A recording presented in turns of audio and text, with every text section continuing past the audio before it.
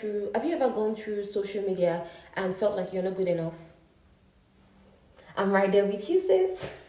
So, a study has shown that 88% of women negatively compare themselves with what they see online, right? And 80% feel less confident about themselves just after an hour of social media. Let's talk about it. There's something called social constructionism, right? It's a theory that argues that our understanding of this world is shaped by the social interactions and cultural norms, right? And the truth is, we often navigate our daily lives, right, without constantly questioning the realities and truths that are being thrown at us. And I agree with this theory because I've had my own struggles, right? For someone who has gone through their lives with different type of names, when I was in school, I was calling myself Fenty Doll. I was calling myself Rihanna. Let's start there. Like, if you know me, I was always like, Rihanna, Fenty Doll type of thing. Then I think I passed that phase and I started calling myself Miss Kim or Kimberly. I don't even know. I just saw the name somewhere and I just felt like the name was cool and I gave myself the name Kimberly. Then I passed the phase again. Then I gave myself Yvonne. And I'm sure a lot of you thought that was my name, but this was a name that I just felt like it was cool. And I just felt like it felt more cool than my actual name, which is Vera.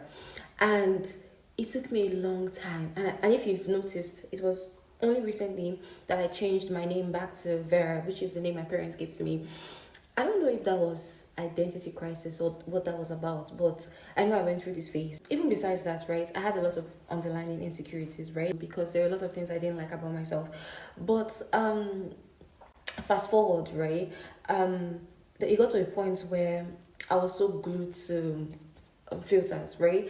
You see this video I'm making right now, I wouldn't have been able, under normal circumstances, I wouldn't have been able to sit here and do a video without filters because I just felt like, the filters were giving me this, this perfected kind of look, you know what I mean? To the point where I would take a picture and I would take my time and I would work on the picture because I'm like, you know what, my fans, I don't know what made me feel like I had fans, but I just felt like my fans, they will be watching and they need to see perfection, the likes, the numbers need to show, the comments need to show. Like, I had this idea and I felt like I was living in this bubble.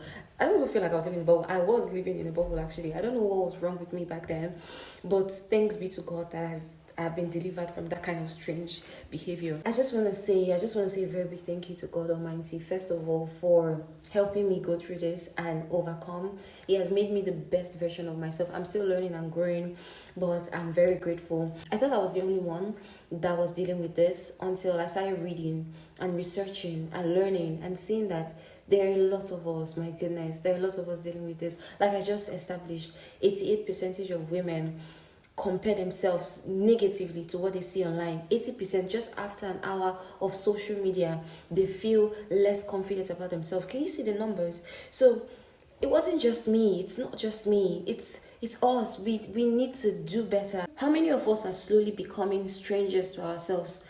You see, we are more than aesthetics, likes, trends. I believe that we are made for positive impact, and together we can help build and unleash our hidden potential. But you see, I'm not here to shake the table or anything, but I want us to build it together. So the question is, what kind of woman do you want to become? We see curated lives, we see filtered faces, we see perfect routines, and little by little, we start to question our own worth, right?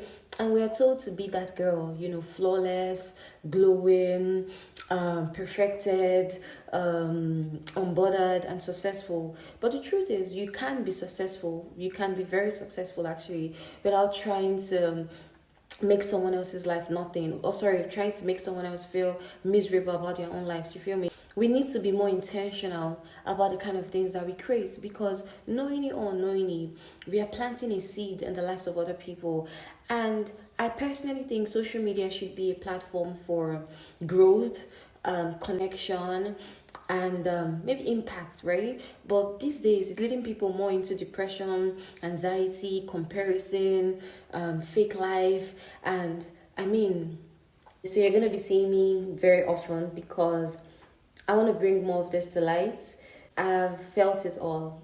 Maybe not all, because I mean, I don't want to feel it all. But I felt the pressure, the anxieties, the insecurities, and everything. And I'm very grateful to be at this point where I am right now. And I cannot begin to explain to you the amount of peace that comes from living outside that bubble. So, yeah, and I don't have all the answers yet, but what I have is what I have, I can give. So, yeah, that is it. And thank you so much for listening to everything that I have to say. Thank you so much.